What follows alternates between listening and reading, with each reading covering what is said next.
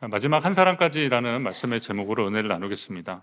사도 바울 일행이 타고 가던 배는 바울을 포함하여 한 276명이 탄 큰 배입니다.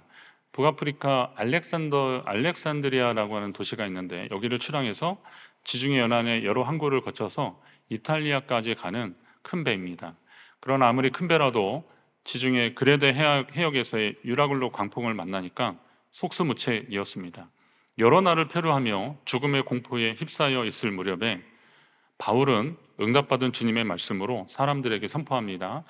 이제는 안심하라. 너희 중 아무도 생명에는 손상이 없을 것이다. 라고 그렇게 선포합니다.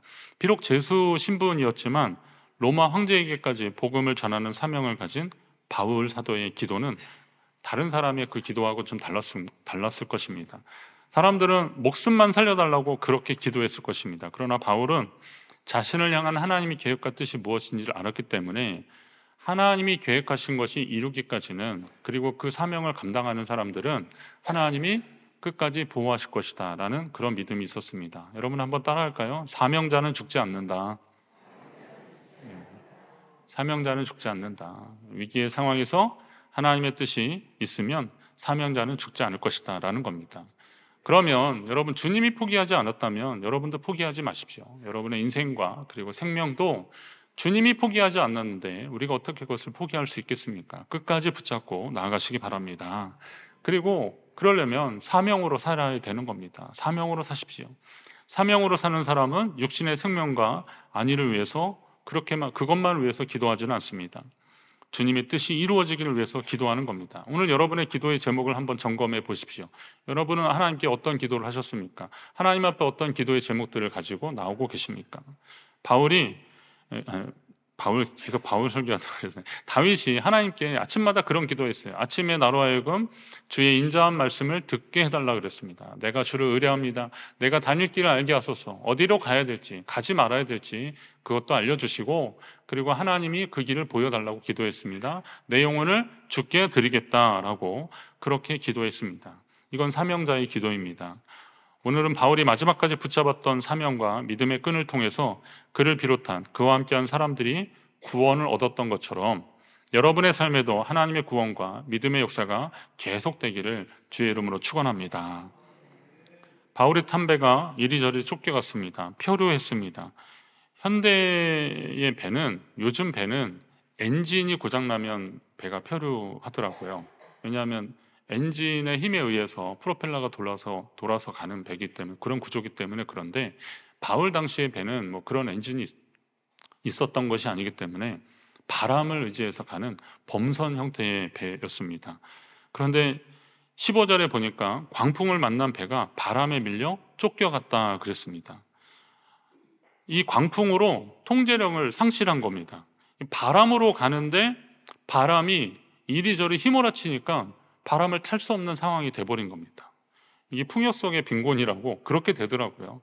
여러분, 제가 홍수를 만났더니 먹을 물이 없더라고요. 그게 인생이더라고요. 보니까 장마 때 홍수가 엄청 났는데, 홍수가 막 뚝이 터지고 산사태가 나고 그랬는데 먹을 물이 없어서 곤란해지는 상황이 벌어지더라고요. 지금 그런 상황을 만난 겁니다. 이게 14일이나 계속됐다 그랬습니다. 그래서 구원의 여망조차 없어졌다. 그리고 이리저리로 쫓겨가는 상황이 계속되고 있습니다. 믿음의 여정에서 성도를 이리저리 쫓겨가게 하는 것이 사단의 전략이더라고요. 우리의 관심과 우리의 마음을 빼앗겨서 방황하게 만드는 것이 사단의 전략입니다. 그런 것으로 우리를 기운 빠지게 하는 것이 사단의 속셈입니다. 노아가 100년 동안 방주를 만들었습니다. 그런데 하필 이 무렵이 사람들이 막 번성할 때입니다. 먹고 마시고 시집가고 장가가고 잔치하고 막 그럴 때입니다. 그런데 이 100년 동안 사람들은 다 그리고 놀고 있는데 하나님이 주신 사명은 방주를 지으라는 겁니다. 방주를 지으라는 겁니다. 노아가 방주를 뭐 아라рат산 꼭대기에 지었다 이렇게 생각하시는 분들도 있는데, 방주가 머문 곳이 거기고 뭐 거기까지 목재를 가지고 올라가기 쉽지 않았을 테니까 사람들이 많이 있는 곳에서 그 일을 했을 것입니다. 그럼 사람들이 물어보는 거죠. 노아, 당신은 지금 뭐 하라는 겁니까? 지금 이게 몇십 년째 이걸 뭐 하는 겁니까? 하나님이 홍수로 심판을 하실 텐데 그것을 대비해서 지금 방주를 만들고 있습니다. 라는 이런 말을 그가 한들 사람들이 듣게 하겠습니까? 사람들은 당신은 정신 나간 사람이다. 당신 하나님이 어떤 사람인지 모르겠지만 이렇게 우리가 잘 먹고 잘 살고 이렇게 날씨가 창창한데 무슨 홍수 같은 소리 하고 있냐, 이렇게 말했을 것입니다. 기운 빠지게 만드는 겁니다. 제가 노아라도 아마 사람들이 그런 상황에서 혼자 방주 만들고 있었으면 기운 빠졌을 것입니다.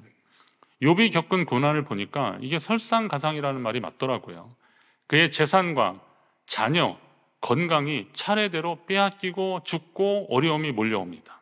하루아침에 며칠 사이 어간으로 아픈 거는 계속되니까 오죽 아팠으면 막 기아장으로 그 헌대를 막 긁을 정도로 그렇게 아팠습니다. 아내도 도망갔습니다. 자, 이런 상황. 그런데 평소 믿었던 친구들마저 찾아와서 위로는커녕 하나님이 괜히 그러시겠느냐, 혹시 우리가 모르는 당신이 인정하지 않는 죄가 있다면 하나님 앞에 회개하라고 그렇게 하는 겁니다. 몸도 괴로운데 마음도 상하고 심령이 상하는 그런 상황이 계속되고 있는 겁니다. 지치죠. 피곤하죠. 나는 그래도 하나님을 믿는다고 믿었는데 왜 나한테 이런 일이 왔을까라고 하는데 계속되는 고난의 연속 속에서 지치고 피곤하고 힘들고 영적으로 떨어지게 만드는 겁니다. 그러나 여러분, 우리는 주변의 상황에 따라 마음이 요동치고 표류할 수는 있습니다. 그러나 하나님이 원하시는 믿음의 삶은 오직 주를 의지하고 바라보는 삶입니다.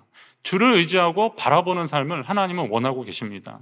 내가 사망의 음침한 골짜기로 다닐지라도 해를 두려워하지 않는 것은 주께서 나와 함께 하심이라 그랬습니다. 주의 막대기와 주의 지팡이와 막대기가 나를 안위하시나이다. 다윗은 그렇게 시편에서 고백하고 있습니다. 다윗은 여호와는 나의 반석이시고 나의 요새시고 나를 건지시는 자라고 그렇게 노래했습니다. 사무엘하에 보면 다윗이 그런 고백을 합니다. 내가 주를 의뢰하고 적진으로 달리며 내 하나님을 의지하고 성벽을 뛰어넘나이다 그랬습니다.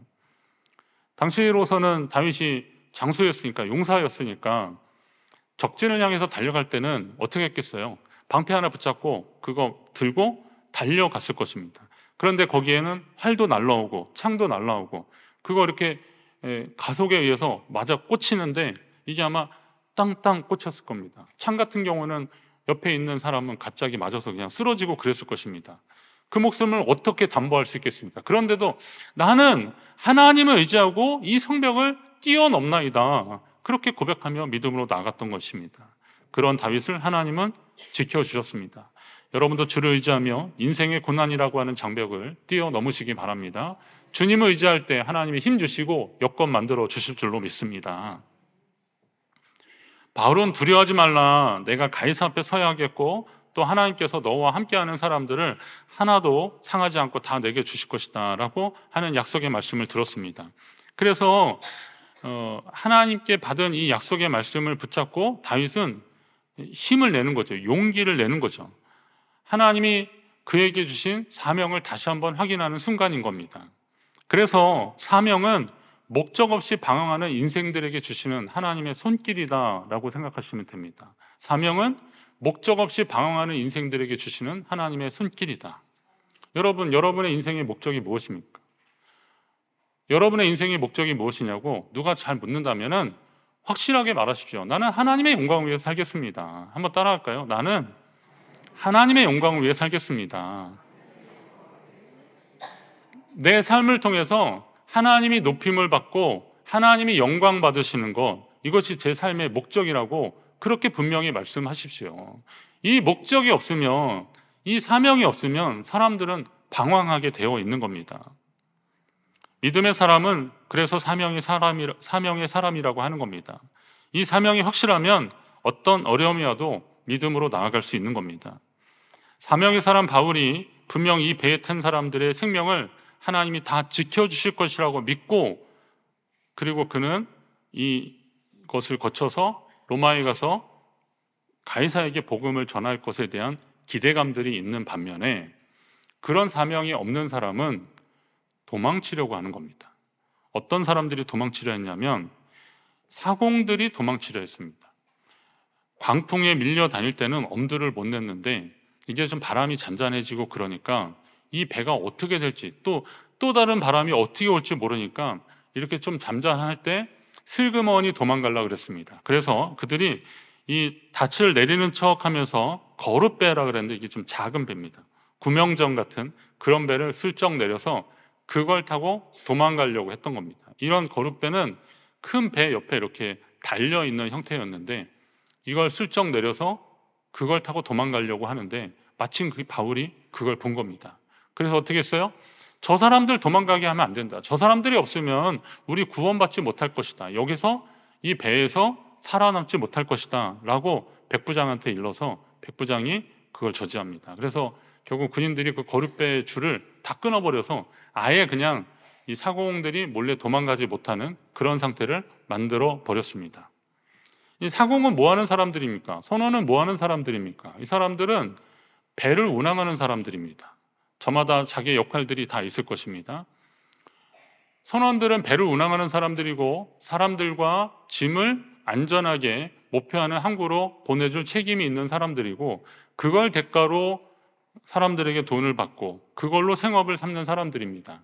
그럼 이건 단순히 돈을 버는 목적이 아니라 그것이 그의 사명이었던 겁니다. 그런데 이런 사명을 잊어버리니까 틈만 나면 도망갈 생각을 하고 있는 겁니다.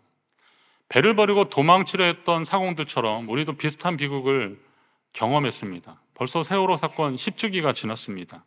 그날 전 국민은 배 안에 아직 300명이 넘는 사람들이 갇혀서 빠져나오지 못하고 있었는데도 속옷바람에 배를 버리고 먼저 탈출한 세월호 선장의 그 초라하고 비겁한 모습을 TV 생중계로 전 국민이 다 보고 말았습니다.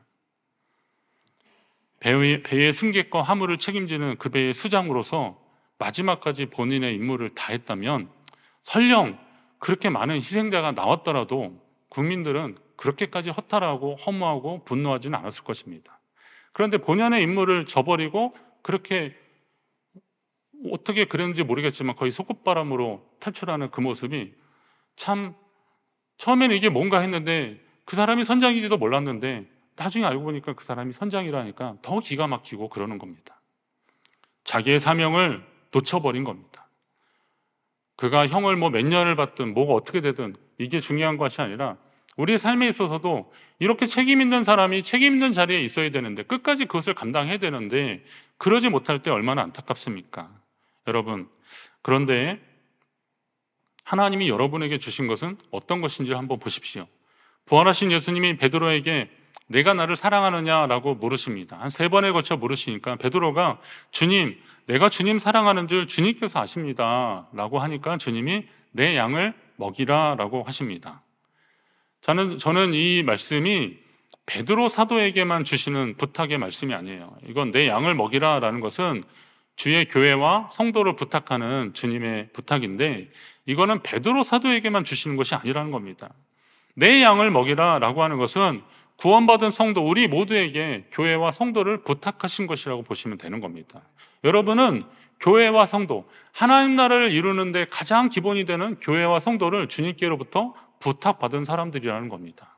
목사만 그런 사람들이 아니라 여러분들은 이 교회 안에서의 직책이 조금 다를 뿐이지 여러분들은 교회와 성도를 부탁받은 사람들입니다. 뭐 예전에 그런 거 있잖아요. 아무개야 뭘 부탁해 뭐 이런 표현들이 있었는데 주님이 우리에게 교회를 부탁한다 그런 겁니다. 한국 갤럽의 조사에 의하면 대한민국 종교 인구가 1984년, 2004년, 2021년 이렇게 조사한 것이 있습니다. 84년도에는 종교 인구가 44%였습니다. 당신은 어떤 종교를 가지고 있습니까? 라고 했을 때 그렇다고 대답한 사람이 100명 중에 44명이었습니다.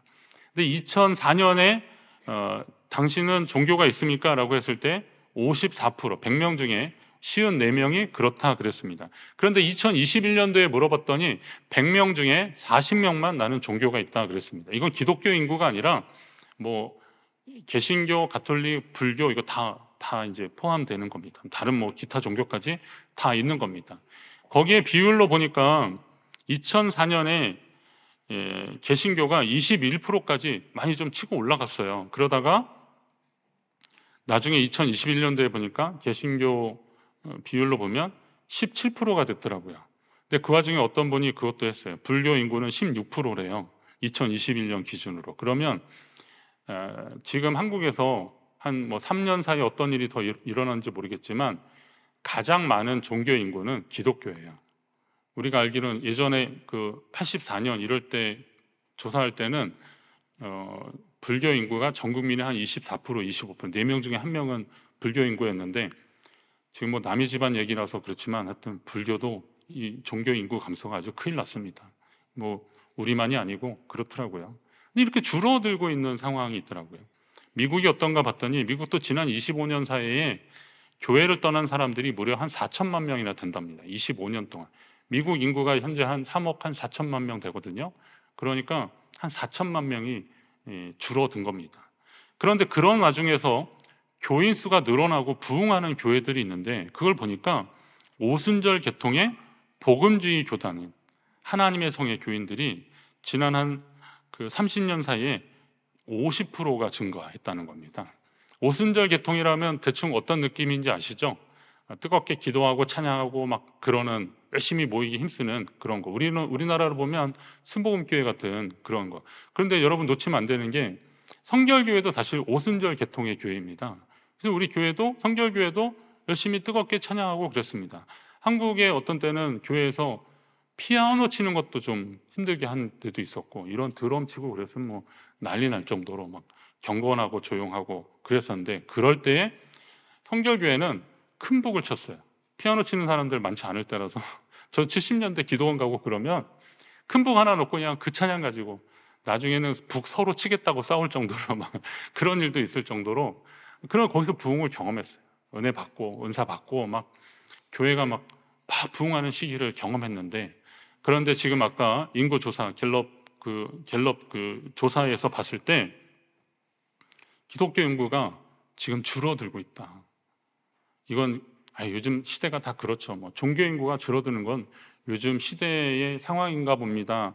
라고 말한다면 그건 정말 큰일 날 소리입니다. 왜냐하면 하나님은 종교 인구가 많아지고 적어지고 통계가 어떻고 이런 게 중요한 것이 아니라 이 땅에 복음이 전해지면서 한 영혼이라도 주님께 돌아오기를 바라시는 거고 그것을 위해서 교회를 세우시고 지금까지 일하고 계시는데 내가 구원받았다고 해서 안도하고 만족해하며 하나님이 하시는 그 일을 계속해야 되는데 그 일을 하지 않는다면 이건 큰일 난다는 겁니다. 사명을 잃어버렸다는 겁니다. 지난 주간 새벽기도 말씀 가운데 성전 얘기가 나오는데 거기에 야긴과 보아스 성전에 큰 기둥 2개가 나왔는데 저는 그 야긴과 보아스는 워낙 유명하니까 그런데 그 앞뒤로 계속 말씀을 보니까 성전에 기둥이 계속 나오더라고요. 제 이름이 기동이라서 기둥을 더 많이 봤어요. 실제로 이 동자가 기둥 동자도 되고 대들보 동자예요. 이런 동자.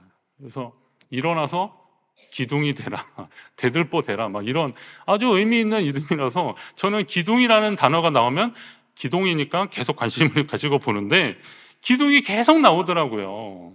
그러면 성전에는 야긴과 보아스 같은 그런 큰 기둥만이 있는 것이 아니라 이름도 없는 그런 기둥들이 꽉 찼다는 거예요. 그러니까 이 건물이 유지되는 겁니다. 우리 교회도 기둥으로 유지되고 있습니다. 우리 교회 기둥이 몇 개인지 한번 잘 쉬어보셔서 확실히 말씀해 주시면 제가 맛있는 거 한번 사드리겠습니다. 2층에 가시면 확실히 기둥이 몇 개인지 알 수 있습니다. 벽으로 감싸 있어서 이게 기둥인지 아닌지 좀 헷갈리는 것들도 있는데 많이 있습니다. 그런 기둥들이 하나만 가지고는 힘듭니다. 그런데 그런 것이 적당하게 힘의 분배를 가지고 여기 저기 서 있으면 이 큰 건물을 지탱할 수 있는 겁니다. 여러분 혹시 지금 이거 무너질까 봐 걱정하시는 분 계십니까? 지금 여기 3층인데요. 지하까지 하면 4층인데 큰일 나는 거 아닙니까? 그런데 이 기둥들이 지금 이거 받치고 있거든요. 교회를 받치고 있는 거잖아요. 성도들이 기둥이라는 사실을 기억하십시오. 한 사람 한 사람이 하나님이 세우신 기둥들입니다. 이 사명을 우리는 끝까지 감당해야 되는데 고린도전서 1장에 보면 주께서 너희를 우리 주 예수 그리스도의 날에 책망할 것이 없는 자로 끝까지 견고하게 하시리라, 이런 약속의 말씀들이 있어요. 하나님의 교회에 주의 교회 일꾼된 사람들이 하나님이 마지막 최종 심판하실 때, 그러니까 주 오실 그날까지 책망 없는 흠 없는 거룩한 백성으로 하나님이 끝까지 견고하게 서기를 원하시고 또 역사하시겠다는 거예요. 어떤 사람들에게 주의 일들을 감당하고 사명으로 끝까지 최선을 다하는 사람들에게 그러시겠다는 겁니다. 주님의 교회를 사랑하고 돌보는 일은 우리 모두가 해야 될 일들입니다. 주님 맡기신 교회를 끝까지 잘 섬기시는 저와 여러분 되시기를 간절히 바랍니다. 배에 남은 음식으로 든든하게 먹은 일행들은 나머지 양식을 바다로 다 던져버렸습니다. 밀을 던졌다 그랬는데 저는 이 대목을 보면서 이 사람들이 지금 배수의 진을 치는구나 이런 생각이 들었어요. 배가 이제 그렇게 큰 배가 그 항만으로 이렇게 해안으로 딱 들어가려면 최대한 그 무게를 줄여야 이렇게 조금 더 부력을 받아서 뜨지 않습니까? 그러니까 식량 다 버리는 겁니다. 이 말은 다시 말해서 오늘 상륙 못하면 우리는 다 죽을 수도 있다 이런 생각이 있었습니다. 닷도 버렸다 그랬어요. 닷도 버렸어요. 닷은 배를 이렇게 앙커 이거는 이렇게 딱 내려서 배가 흔들리지 않게 하는 그런 것인데 이거는 뭐 정박할 때나 쓰는 건데 지금 이 배는 조금이라도 더 가야 되니까 그것도 무거우니까 그냥 끊어버린 겁니다. 끊어버렸어요. 그리고 마지막으로 돛을 올렸습니다. 아까 말했던 범선 형태니까 바람이 불 때를 딱 기다렸다가 육지 쪽으로 불 때 그걸 딱 올려서 지금이다 라고 하고 돛을 올려서 바람을 타고 해안을 향해서 들어가고 있습니다. 하지만 두 물이 만나는 곳이라는 것은 바닷물과 민물이 만나는 그런 곳이잖아요. 여기에 배가 그만 걸리고 말았습니다. 배 앞부분을 이물이라고 하고 뒷부분을 고물이라고 그러는데 이물이 딱 걸리니까 이게 뭐 모래톱이나 이런 데 걸린 게 아니라 이런 그 암초나 바위나 이런 데 걸렸다고 보시면 될 겁니다. 딱 그러니까 뒤가 이렇게 막 흔들리잖아요. 흔들리면서 다른 저기에 또 자꾸 부딪혀가지고 점점 배가 깨지고 있는 그런 상황입니다. 자, 이러면 여러분 같으면 어떻게 하셔야 돼요? 빨리 하선해야 되죠. 배가 점점 가라앉게 되면 배가 가라앉으면서 그 많은 것들이 가라앉으면서 쓰러지고 그러면 또 회복 못할 상황들이 벌어지니까 빨리 탈출해야 되는 상황입니다. 그런데 군인들이 이 상황에서 죄수들을 죽이려고 합니다. 왜냐하면 이 죄수들이 헤엄쳐서 도망치면 다 놓치게 되면 당시의 법으로 봤을 때 호송하던 죄인을 놓치는 군인은 그 죄인이 받을 형벌을 받거나 아니면 죽는 겁니다. 간수가 빌립보 감옥에서 간수가 바울이 도망간 줄 알고 스스로 목숨을 끊으려고 그러잖아요. 왜냐하면 자기는 죽게 되는 거니까. 그래서 위급 상황이 오면 죄수를 죽여도 좋다라는 것이 당시의 관례였습니다. 그래서 군인들은 그를 죽이려고 하는 겁니다. 그러나 죄수 중에는 누구도 포함되어 있어요? 바울도 있는 거 아닙니까? 바울도 있잖아요. 그럼 바울은 아까 하나님이 약속하신 그 약속을 다 이루기도 전에 생을 마감해야 되는 그런 상황. 저는 여기서 보니까 참 사람이 야박하다. 이 선원들 그 군인들 참 야박하다 이런 생각이 들었습니다. 어제까지는 바울이 선포하는 하나님의 구원 메시지로 힘을 얻고 또 선원들 도망하는 거 지혜롭게 막아서 저 사람들이 마지막 배가 육지로 도달하는 데까지 힘쓸 사람들인데 돛을 울려서 그렇게 가야 될 사람들인데 그거 놓치면 우리 구원받지 못한다. 그렇게 지혜를 줘서 그렇게 가로막았는데 이제 배가 이제 어느 정도 다 되고 이제 살만하니까 바울을 죽이려고 하는 거예요. 저는 이 대목을 보면서 뭐 형태는 똑같진 않지만 오늘 우리의 모습하고 크게 다르지 않겠구나라고 하는 겁니다. 아쉽고 힘들 때는 하나님 저 좀 살려주세요. 그렇게 기도하잖아요. 하나님 저 좀 살려주세요. 하나님 제 삶에 좀 깊숙이 개입하셔서 제가 가는 길을 좀 알려주시고 그리고 저에게 돕는 손길을 붙여주셔서 이 난관을 좀 극복하게 해주세요. 하나님 제발 저와 함께 해주세요 라고 기도했는데 이 문제가 해결되고 웬만큼 괜찮아지니까 그때부터 하는 기도가 조금 달라지는 겁니다. 하나님 제가 말씀드리는데 거기 좀 그냥 계시면 제가 가겠습니다. 하나님 거기 좀 계셔주세요. 제가 알아서 하겠습니다 라고 기도하는 겁니다. 이게 기도입니까? 이게 하나님 앞에서 우리 마음을 드리는 사명자의 태도입니까? 어려울 때는 힘들 때는 주는 나의 도움이시고 나의 요새시라고 나의 피할 바위시라고 기도했는데 웬만해지니까 하나님 제발 좀 거기 계시고 제 삶에 너무 깊숙이 개입하지 마세요. 저는 지금 이것도 충분합니다. 저는 지금 이것만 가지도 괜찮습니다 라고 말한다면 어떻게 하나님의 일을 끝까지 할 수 있느냐라는 겁니다. 군인들은 죄수들은 이제 용도 폐기하는 거죠. 잘못하면 이 사람들 때문에 내가 죽을 수 있으니까 그를 죽이려고 그렇게 하는 상황에서 하나님은 어떻게 하시는 겁니까?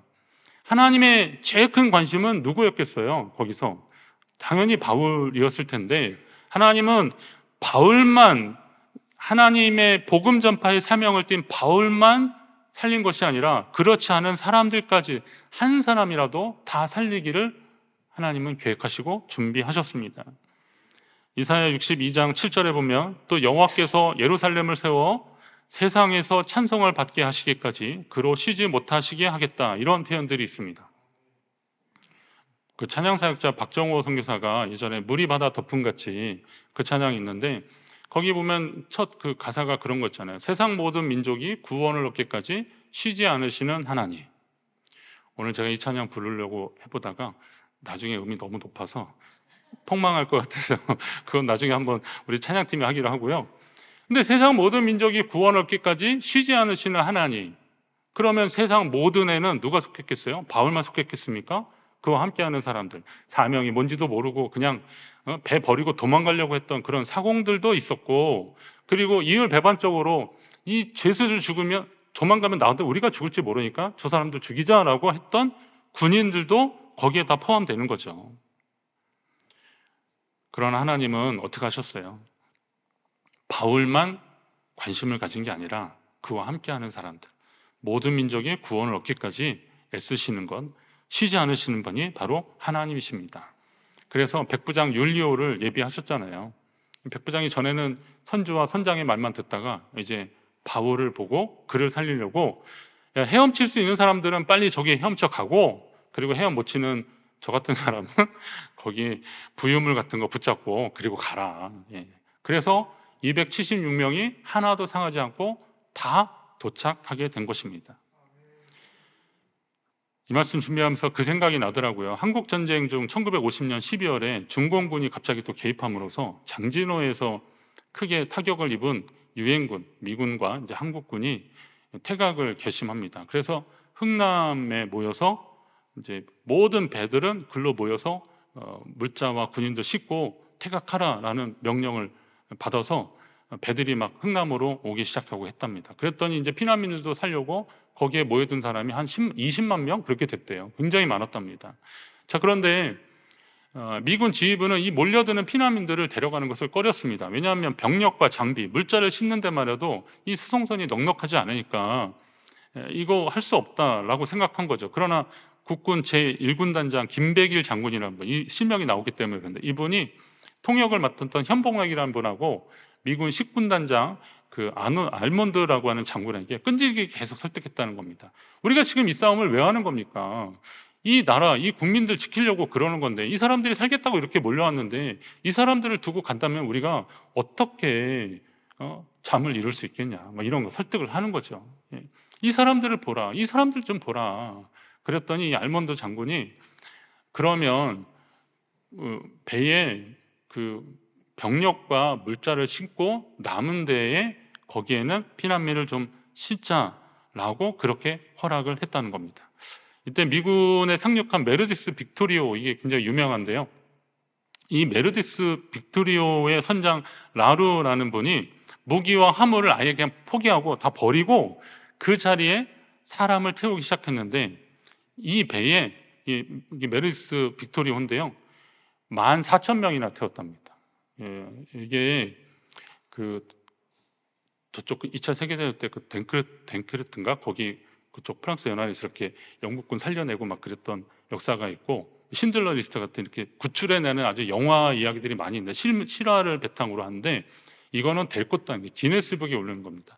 단일 그 배로 가장 많은 사람을 태운 건데, 이 14,000명을 카운트를 하는데 10,000명이 넘고 12,000명 넘는데 이제 셀 수가 없어가지고 그냥 대략 잡아서 한 14,000명이 탔다는 겁니다. 이 메르디스가 2박 3일 동안 항해에서 한 명의 희생자도 없이 1950년 12월 25일에 거제의 그 장승포항에 도착했답니다. 오는 동안에 아이를 5이나 낳았대요. 그래서 미군들이 뭐 각자 이름이 다 있겠지만 김치 1호, 김치 2호, 김치 3호, 김치 5호까지 그렇게 있대. 거기에 그 피난 온 사람들 중에 문재인 전 대통령 가족이 있다는 것은 뭐 다 알려진 사실이잖아요. 그렇게 됐고, 거기에 그 김치 5호가 지금도 장승포에서 동물병원을 운영하고는 이경필 원장이라고 하는 겁니다. 예, 그러니까 그때 이거 안 했으면 그리고 미군이 그 물자나 이런 것이 중공군이 다시 쓸까봐 흥남 부두를 다 폭발을 시켜버렸어요. 그렇기 때문에 그때 구출되지 않았으면 지금 이런 생명도 없는 거죠. 저는 이런 마음들이 이렇게 한 영혼 한 사람이라도 더 구출하려고 했던 그런 마음들이 이게 그냥 박의 정신, 인류의 정도로만 끝날 것이 아니라 이게 하나님 아버지의 마음이 아닐까라는 겁니다. 오늘 바울 일행이 그 탐배가 파손했지만 한 사람도 상하지 않고 멜리데라는 섬에 도착하는 사건을 우리가 봤는데 마지막 한 사람까지 구조되는 것은 한 영혼, 한 생명을 천하보다 귀히 여기시는 하나님 아버지의 마음인 겁니다. 그와 같은 하나님의 마음과 사랑 때문에 저와 여러분이 이 자리에 있다는 거예요. 그러면 여러분은 이제 그 배에 올라탔으니까 이제 걱정 없어, 우리는 살았어 라고 안도의 한심만을 냈을 것이 아니라 아직도 이 배에 승선하지 못한 사람들 한 영혼 한 생명이라도 하나님이 포기하지 않으신다면 우리는 포기하면 안 되는 거예요. 끝까지 그 영혼을 구원하기 위해서 최선을 다하시는 겁니다. 여러분의 가정, 여러분의 친구, 이웃, 여러분이 하나님이 만나게 해주시는 모든 사람들을 통해서 하나님이 지금 그 일을 하려고 하시는 겁니다. 그렇다면 그것을 절대 포기하지 마십시오. 한 영혼, 그 영혼을 위한 것이 여러분의 사명입니다. 마지막 한 사람이 구원을 얻기까지 최선을 다하는 저와 여러분, 우리 교회 되셔서 주님 오실 때에 칭찬받고 또 주님을 기쁘게 맞이하는 우리 모두가 되기를 주의 이름으로 축원합니다.